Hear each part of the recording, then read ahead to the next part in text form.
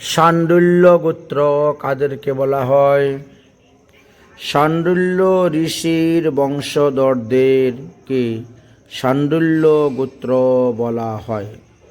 শাণ্ডুল্য ছিলেন ব্রহ্মার পুত্র, প্রচেতার পৌত্র, মানে পুত্রের পুত্র, পৌত্র। তিনি ছিলেন ভক্তিসূত্রের প্রণেতা, তাই তাকে ভক্তিমার্গের পথ প্রদর্শক বলা হয়। শাণ্ডুল্য গোত্রের যে প্রবর ঋষিগণ আছেন তা হলো তিনটি: শাণ্ডুল্য, আশিত, দেবল।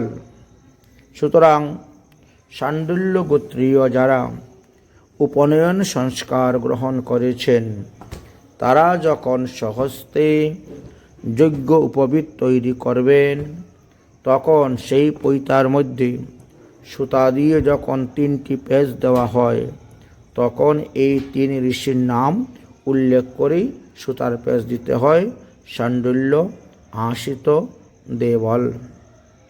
এই হলো শাণ্ডুল্য গোত্রের প্রবর সম্পর্কে আলোচনা করলাম। রাধে রাধে।